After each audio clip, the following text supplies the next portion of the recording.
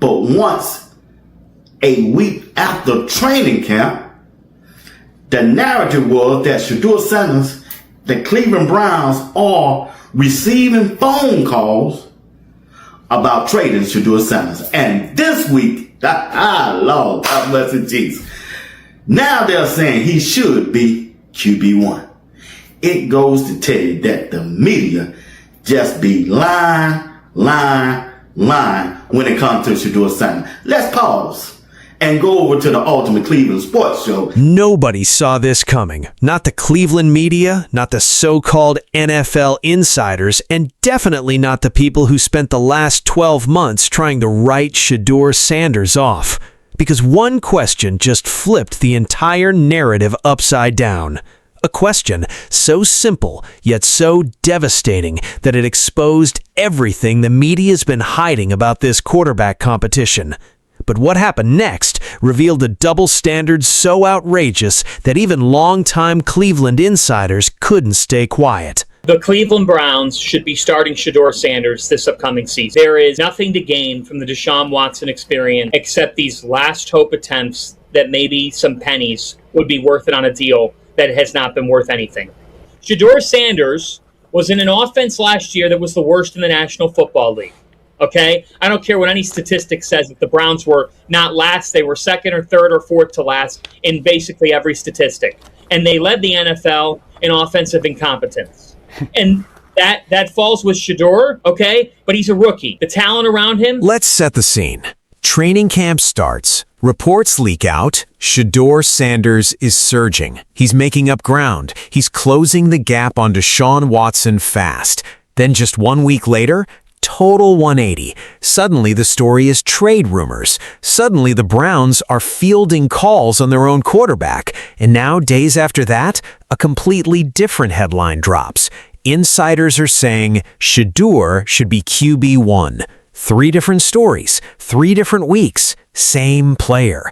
That's not confusion. That's not developing coverage. That's a pattern. And once you see it, you can't unsee it. So we went straight to the source. Cleveland insider John Fon sat down and said the quiet part out loud. He said there's nothing left to gain from the Deshaun Watson experiment. Nothing. Then he dropped the bombshell nobody wanted to admit. Last year, Shedeur Sanders was playing behind the worst offense in the entire National Football League. Not bad, not below average, dead last, or close enough that it didn't matter. And still people wanted to hang the failure on a rookie. Here's where things get crazy.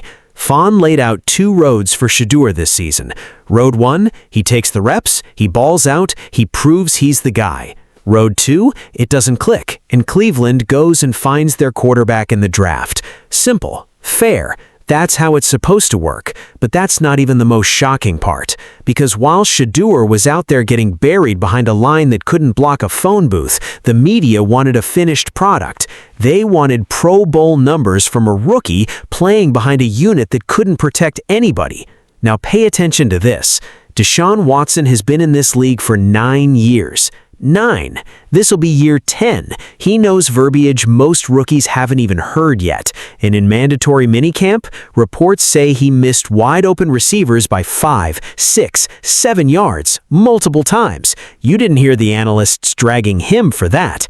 Here's where the media's argument completely falls apart. See, a lot of people are saying, ooh, it's a good thing that Deshaun Watson stayed in Cleveland to work out, to show the coaching staff and administration that he's serious about being QB1. Well, guess what? Shedeur Sanders was doing that before mandatory minicamp. Matter of fact, ever since Todd Monken's been there, Shedeur Sanders has been in Cleveland working out. So he ain't got to show a video that he stayed in Cleveland to let everybody know he locked in. The coaching staff already done seen it. The coaching staff already done said it. He's locked in. He done made progress with his footwork, his progression, getting the ball out on time, and knowing where his hot reads are. Everybody wanted to praise Watson for staying in Cleveland this offseason to grind. Guess what? Shedeur Sanders had already been doing that. Since the moment Todd Monken took over, Shedeur's been in that building. He didn't need a highlight reel to prove it. The coaching staff already saw it. They already said it out loud. His footwork's tighter, his progressions are faster, he's getting the ball out on time, he knows his hot reads. That's not media hype. That's coming from the people who watch him every single day on the practice field. And what happened next left Browns fans stunned. While all this noise was swirling, Shedeur wasn't on Twitter defending himself. He was literally climbing a mountain with his friends. And on that mountain, he said something that cuts right through everything. He talked about getting hit hard against Pittsburgh, getting rocked by a linebacker on a scramble, and calling it an accomplishment, not a setback. An accomplishment, because 1 week earlier, he was standing on the practice squad, not even active, not even close to the field.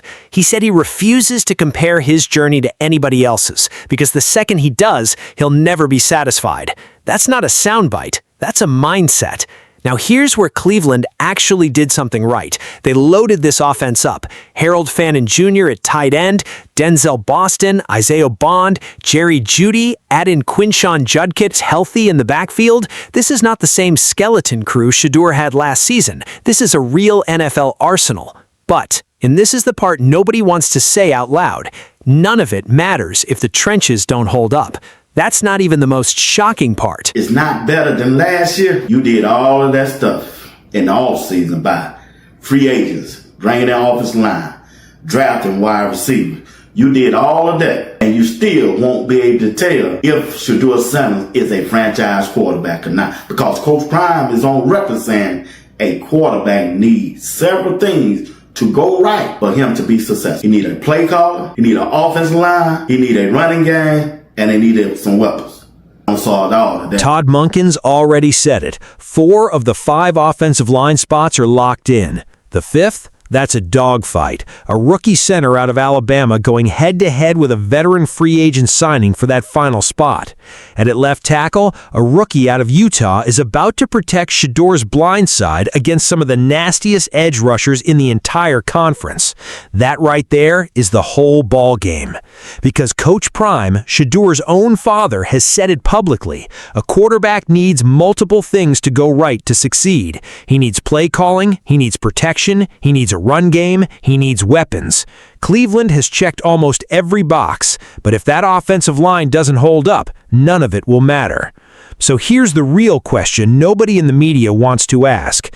If the Browns did everything right this offseason, if they upgraded the receivers, if they brought in a new offensive-minded head coach, if they fixed the run game, and Shedeur Sanders still doesn't succeed, was that ever actually on him? Or was it on a coaching staff and a front office that failed to protect their own quarterback the year before?